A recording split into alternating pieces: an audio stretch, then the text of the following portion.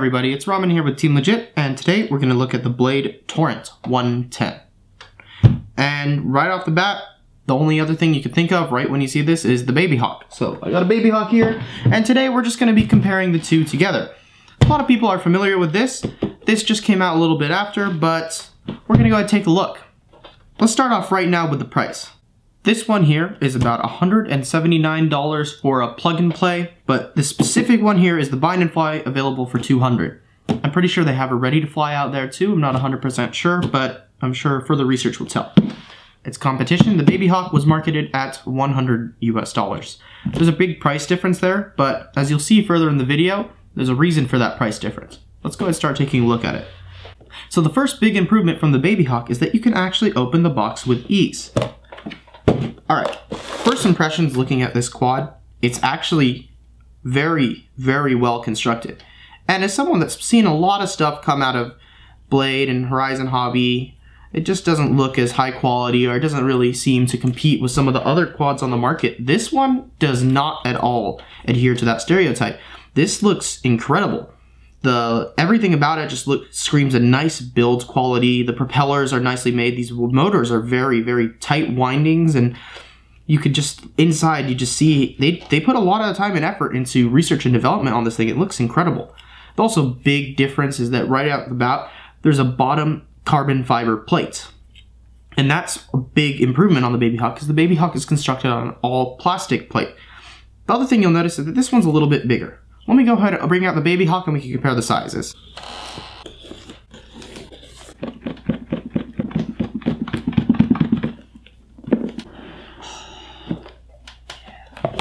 So here's the Baby Hawk, and again, if you want to go ahead and see a review on this, I did one a couple weeks ago. You could go ahead and just check out our YouTube page. This YouTube page that you're watching this on right now, there's a video for this somewhere there. Anyways, so in terms of size, this Torrent looks a lot bigger, and it's sort of like a weird effect it gives, just the way it's sort of laid out. The motor spacing is, in fact, a lot bigger. So you could go ahead and see when I hold them back to back, you could almost see there's about a solid 1.5 inches of motor space added on the Torrent. But in terms of actual physical size these things take up, it's not that big of a difference. So just with regards to a ruler, it looks like the Baby Hawk from edge to edge is roughly 5 inches. That's from left to right, which is not how they measure motor spacings. I think they go diagonally. And the Torrent is about 6 inches, or about 5.5. So that's about just all there is to size.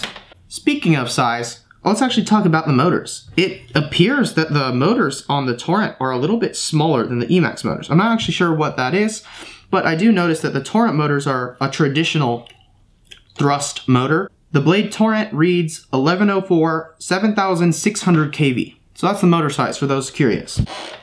On the Emax, it reads 1104 5200 kV.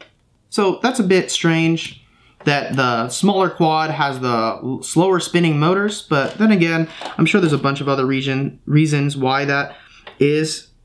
Especially, the biggest factor is probably the size of the propellers. On the Emax, they are a lot bigger in width. So to continue looking at the Torrent, some other things, it has a JST connector on it, same as the Emax. The batteries they recommend to use are about an 800 2-cell or a 350 milliamp 3-cell. Or my bad, 460 milliamp 3-cell. I found a good balance is about a 500 milliamp 3-cell. Seems like the optimal way to run this. Now the Baby Hawk can take 3-cell. People have done it. I've done it myself, but it's not actually rated to 3-cell. The Torrent is rated to 3-cell, and they say it's okay to take it, so go ahead. So the Baby Hawk has a fixed camera angle. The Torrent here has actually an adjustable camera angle, and it's kind of a bit weird to see, but you just have this little thumb mechanism sort of thing up here. You have two options. You have flat, about 10 degrees, and about 30 degrees. Not too much flexibility, but it's better than nothing. So the Torrent here in front of me has a 150 milliwatt video transmitter in it, and in the instruction manual, it said that if you're getting this as a European model, you only get a 25 milliwatt video transmitter. Apparently it's not adjustable, and that's about all I know about the video transmitter. There's not a lot of information about it. So right now I'm just gonna go ahead and take apart the Torrent really quick, just see what's inside. All right, so looking in here, it looks like they're using their standard Spectrum 5-volt race receiver, which is the long rectangular one. I'll get a close-up on that in a second.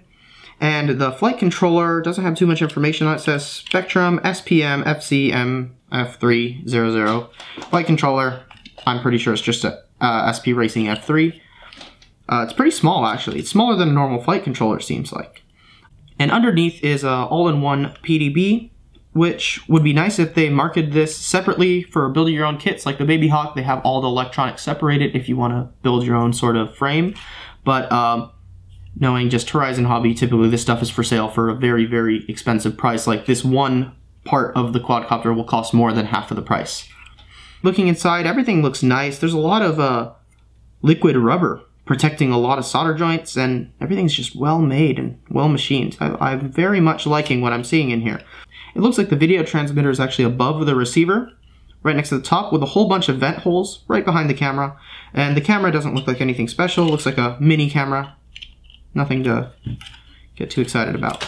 So continuing onward, I'm gonna go ahead and try to reassemble it. It looks like it's gonna be a pain in the butt, just because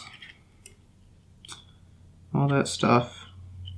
Okay, so now I put the quad together, and I'm just gonna quickly tell you if there is any possible way you can avoid taking this apart. I highly recommend you take that opportunity to not do anything, because it took me about 15 minutes just to get it back together.